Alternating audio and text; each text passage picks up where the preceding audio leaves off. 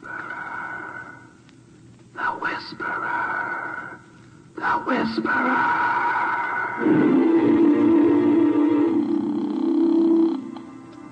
Yeah. Scarelli. Yeah. What are my instructions? The Syndicate has decided to introduce the widespread use of marijuana into Central City. That's a cinch. How rough can I get? We are not interested in methods, only results. You'll get 'em. 1 month from today, we will expect 200 regular marijuana addicts among the high school students. Presenting The Whisperer, starring Carlton Young. The Whisperer, a brilliant man who, losing his voice in an accident which crushed his vocal cords, worked his way deep within the crime syndicate to help destroy it from within. To the underworld, his familiar rattling hiss is the voice of authority, to be obeyed without question. Then a miracle of surgery performed by Dr. Benjamin Lee restored his natural voice, enabling him to resume his real identity. Now, as Philip Galt, brilliant young attorney, he skirts the thin edges of death, living his dual role. For as the Whisperer, he sets in motion the forces of the syndicate in Central City. Then, as Philip Galt, uses his knowledge to fight the organized network of crime which seeks to control the fate of millions in cities and towns across the nation. The only person besides Dr. Lee who knows the Whisperer's true identity is the doctor's nurse, Ellen Norris, who is listening now as the Whisperer completes his call to his superiors in the crime syndicate in New York City. New York. Central City reporting. Instructions conveyed to Scarelli will keep you informed. Oh, Phil, did you have to give those instructions? Yes, Ellen. As soon as I receive them from my superiors in the syndicate, I must pass them on. But marijuana means broken lives, heartbreak for parents, too. I know that, Ellen, but if I refuse, the syndicate will liquidate me before the day is over. How will Scarelli start this tragedy? Well, he'll find a high school boy or girl who is a leader and induce them to start selling marijuana. Well, couldn't we warn the PTA? No. We must let Scarelli make his contact, then catch him and his men with enough evidence to send him to prison. Meanwhile, some boy or girl becomes an addict. They won't work that way. They'll set up a party, spike the drinks, and when everyone is happy, they'll pass out 1 or 2 or as many cigarettes as it takes to get them high. How terrible. But until that party, we needn't worry about whoever Scarelli contacts. Well, that makes me feel somewhat better. Say, how about leaving the office and having a soda, huh? Can't. However, if you should just happen, mind you, to come back around 4? I'll be here with bells on. That won't be necessary. As you see, we furnish our own bells. Yeah.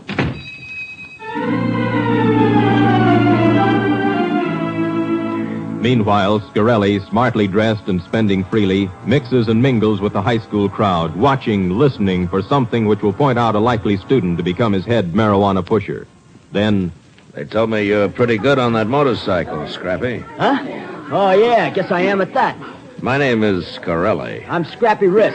I got a pretty hot car myself. Hey, it's you. Hiya, Scrappy. Hiya, Nola. Conserving sweaters and want a goo. You can serve. I'm starved. Hey, Mike. Yeah? Feed that Pete Andrade record a nickel, will you? Sure. He really sends me. Come down. I'm send. Hey, my bike's outside. How about a spin, huh? Sorry, Jimmy Bivens is picking me up. That moldy fig. And how about tonight? Jimmy Bivens. I'd kind of counted on it. You overlooked one thing. That convertible? George. I didn't overlook it. I ignored it. Your mistake. Never overlook a convertible. Bye. Thanks for the goo. What's the rush? Oh, there's Jimmy pulling up outside. Don't take any wooden kefavers. Okay, Jimmy.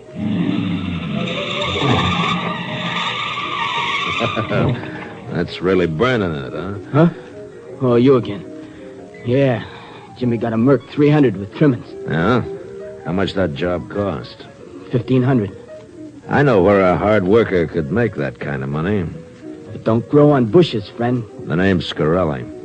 How about dropping in tonight and we'll talk it over, huh? Where? Main Hotel, room 1201. 8 o'clock? I'll be there.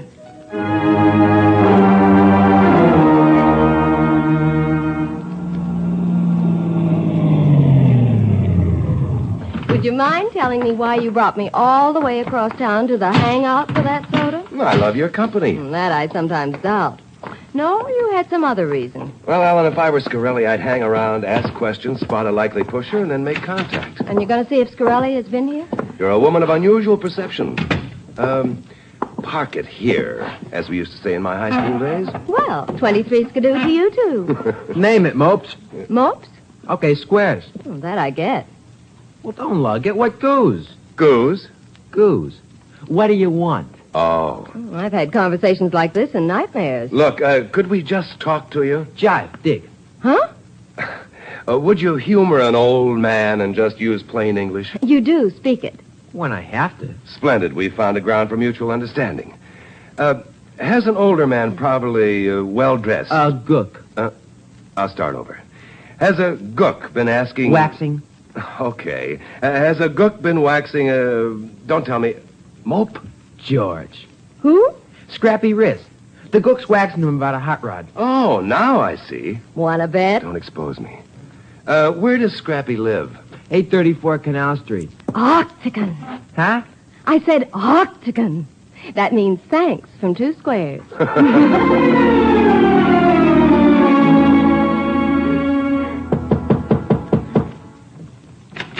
Yes. We'd like to talk to Scrappy, please. Oh, dear, he isn't in trouble again. Oh, no, Mrs. Riss. I'm a lawyer, and I wanted to talk with him about working for me in my office. Oh, well, come in, Mr. Galt. And this is Miss Norris. Oh, how do you do? I've wanted Scrappy to go to work. It isn't that he's a bad boy. It's just that he wants so many things and sometimes takes shortcuts to get them. Oh, Scrappy? I heard what he said, Mom. Son, I want you to meet... How much would the job pay? Well, I could start you at 20 a week. Chicken feed. I know where I can get... More? Is that what you were going to say? Let it go. Scrappy, easy money usually means risks. The risk of getting caught. Oh, son, what are you talking I don't know what about? he's talking about. And I hope you never will, Scrappy, but I'm a lawyer. And if you ever need help, consider yourself my client. Good evening, Mrs. Riss. Scrappy. Goodbye. Shouldn't you have warned Scrappy? No, I think he's basically a good kid, but a poor actor. If I warned him, his behavior might put Scarelli on his guard. Can't we follow Scrappy? Let him lead us to Scarelli? Look there. What, do you mean the motorcycle? How long do you think we could keep up with that? No, Ellen, when the time comes, we'll find another way of contacting Scarelli. Now, come on. I have to make a call to the syndicate.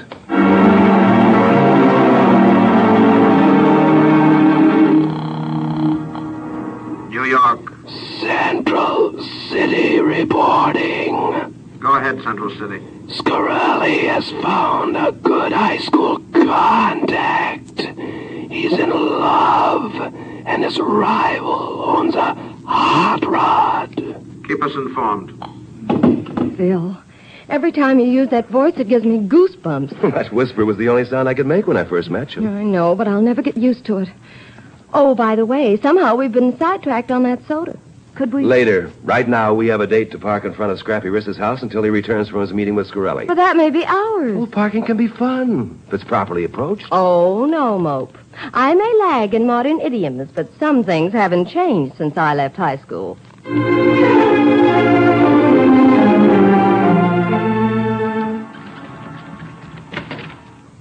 Where you been, Scarelli? Setting up a pigeon. He's ripe. He's a tough kid in love, and he wants a hot rod. Sounds like he's already hooked. Yeah, I'm counting on that. But kids are funny, so... So, I stand by downstairs just in case, huh? Yeah, just in case. That's probably him out the back way in a hurry. Gotcha. Be right with you. Well, come in, Scrappy. You're right on time. Hey, this joint's a real McCoy. $30 a day, Scrappy. Always travel first class. It's the only way to live. If you have the money. The right guy always has the money. And you think that's me, huh? I do. I've been watching you, Scrappy. You're smart, you're tough, and you're a leader. Here, have a cigarette. Thanks. Hey, what kind of cigarette is this? Marijuana? What's the idea? You're trying to make an addict of me? At one time, Scrappy, they arrested you for drinking whiskey. But now we're more enlightened, and whiskey is offered for legal sale. Well, in 10 years, the same will be true of marijuana. Yeah, I think I'll go now, Mr. Scarelli. Scrappy, I like you. How would you like to make $200 a week? $200 a week? At least. My old man never made that much. But you can. We organize 10 groups of 20 friends. Each stick costs 50 cents. At first, your customers will average 3 a week. That's $600 a week. And 10% of 600 is still 60. Only at first. Once they get the habit, Yeah, why... you can stop right there. That's merely a figure of speech. Later, they'll enjoy maybe 3 a day, and that's $2,100 a week, or $210 for you. Oh, no. For this, I'll not go to jail. Just a minute. You intend to try to stop me? No, of course not, son. Of course not. Come on, I'll give you time to think it over.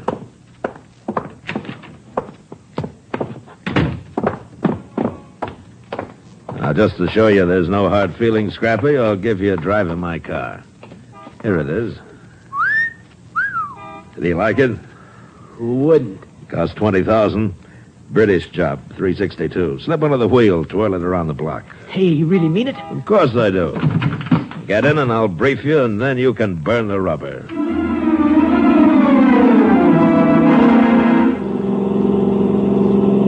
Hey, this baby really turns over. Yeah. Do a power turn around that corner by my hotel. Okay, here goes. Good boy, you can really drive. Hey, look out, look out!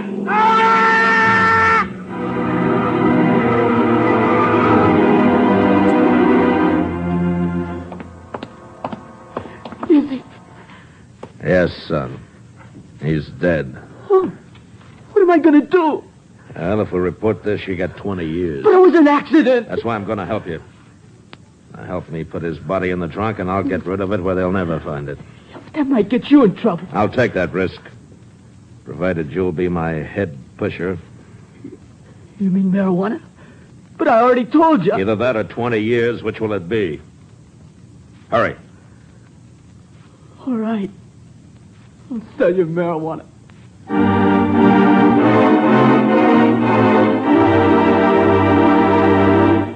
You are listening to The Whisperer, the story of Philip Galt, the man who walks on the thin edge of death as he lives a double identity.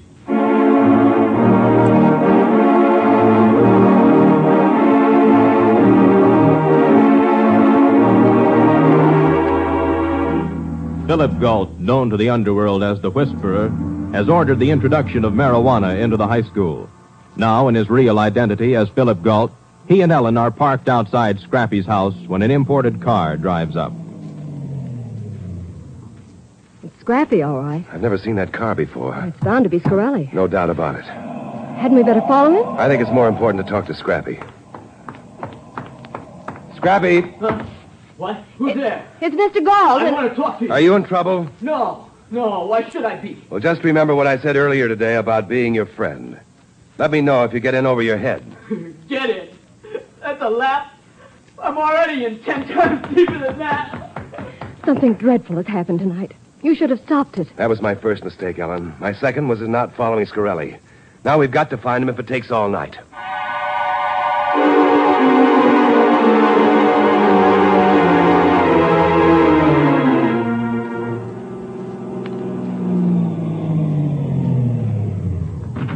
Oh, well, that's that.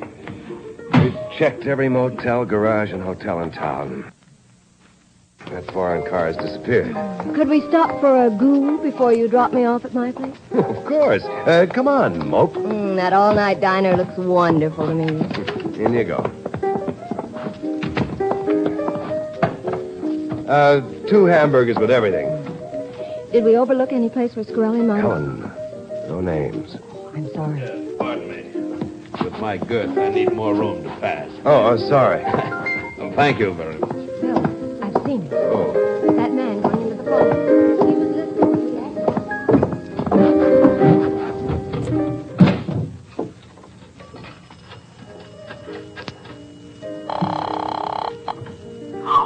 Why, Scrappy, awake at 3:15? What do you want? man named Galt is searching for my car. It's hidden at the casino, but if he finds it, those fingerprints will hang you. But, Mr. Scarelli... You must get rid of Galt. No. I'll be at your house by 3:25. Be ready. But I... They can't hang you any higher for 2 murders than for 1.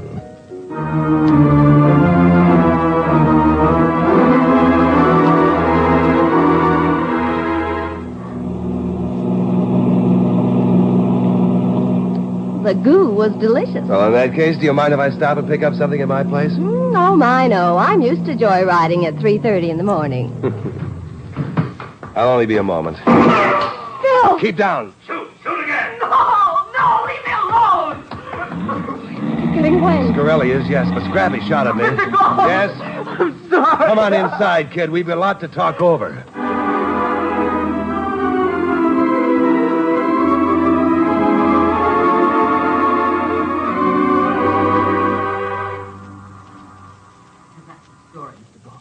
So Scarelli's staying at the main hotel. Phil, what are you going to do?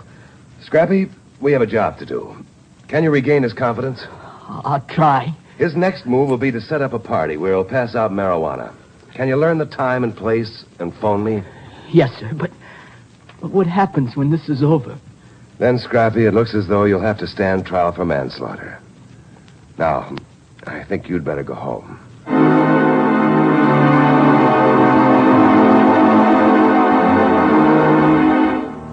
After Scrappy leaves, Philip Galt dials the main hotel. As the receiver at the other end is lifted, he speaks in the voice of the Whisperer. Mr. Scarelli, please. When? Just now. Thank you. He's checked out? 10 minutes ago. That means he knows we've talked to Scrappy. Who are you calling? Scrappy's mother. He must stay at home until I can get there. His life depends on it.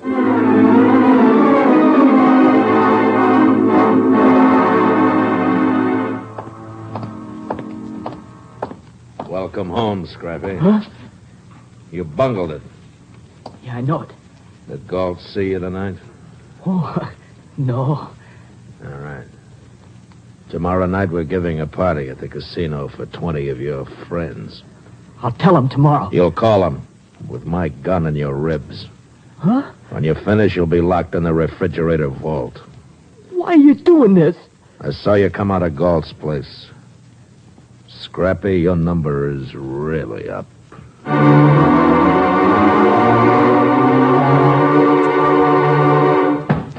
Did you find him? Oh, I've looked all day without a trace. But I did learn that Scarelli's giving a party tonight for teenagers at the casino. The casino. My guess is that Scrappy's a prisoner there. What time is the party? It's already underway. I'm going out now and try to rescue Scrappy. Ellen, phone Lieutenant Denvers. Tell him to surround the casino. When I fire 2 shots, have his men crash in. Now, you got that? 2 shots. Right. Good girl. It must be timed right. Too soon, no evidence. Too late, a lot of fine kids will be headed for a place I'd rather they didn't go.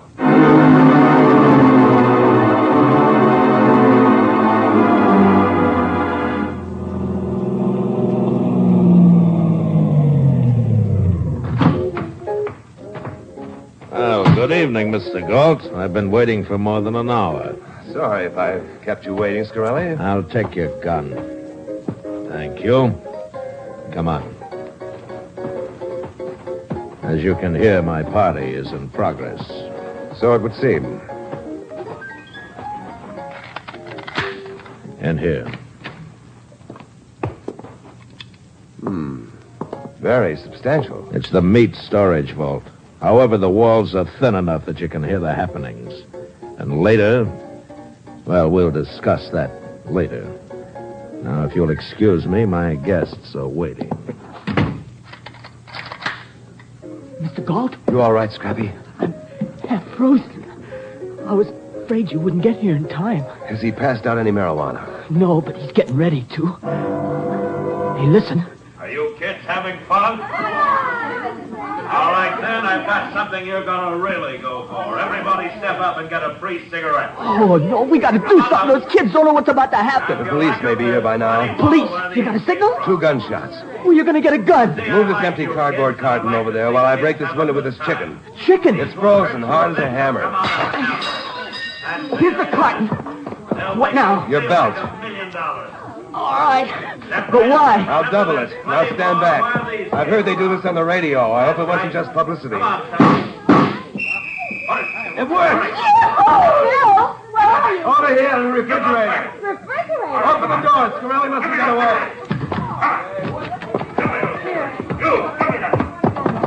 Thanks. Now stay back. All right, come on. Give me that. Come on. All right, you kids. Toss those cigarettes in the fireplace. Move now. I'll shoot the first one who tells where they got one. He's getting rid of the evidence. You over there, move. Scarelli. What? Drop that gun. Go. Drop it, Scarelli. All right, everybody, it's all over. The police will be here, and take over. Lieutenant. Well, this is a haul. Outside, we grab the drivers and the marijuana, and inside we find Philip Galt, boy murderer. That man has narcotics on his body, and he shot first, Lieutenant. You wish? I have 30 witnesses to prove it. We'll pass that for now. How'd you know about this unless you're implicated in the marijuana business? My client, Scrappy Wrist, told me. Oh, that right, Scrappy? Yes, sir. Then you must be implicated in this, too. No, sir, My client is innocent of any wrong intent. He was coerced. No use, Mr. Gall. I can't take it any longer. I killed a man. Oh. In that case, Scrappy, you're under arrest. Lieutenant, before you do a foolish thing, can we see the prisoners? Well, it won't help Scrappy, but... Morrison, bring in the prisoners. Do any of them look familiar, Scrappy? What?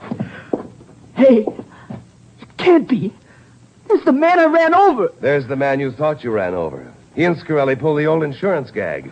This man screamed, acted as though the car hit him, and fell. Yeah, but I helped put him in the trunk. And we're too excited to notice that he wasn't even injured.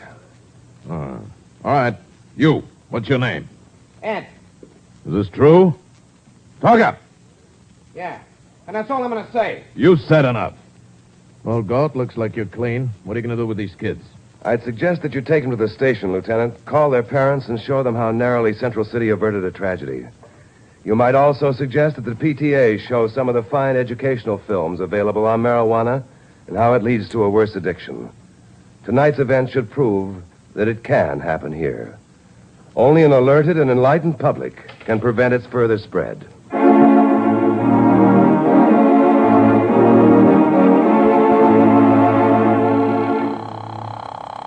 Phil, now that it's over, can I please have that soda? Just as soon as I contact the syndicate.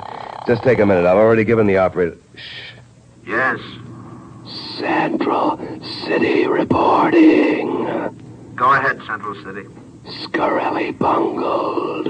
The entire gang captured. The public is vigorously aroused. I advise that present plans be discontinued. We will take such action. For new instructions, call Chicago at midnight. Chicago at midnight.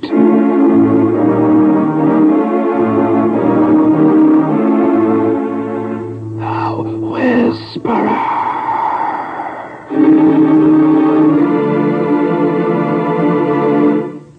The Whisperer is based upon stories and characters created by Stetson Humphrey.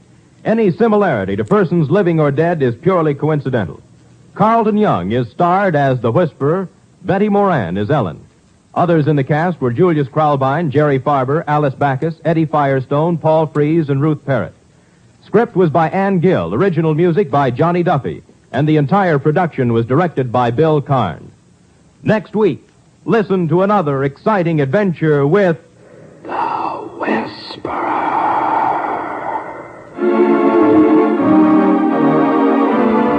This is NBC, the national broadcasting company.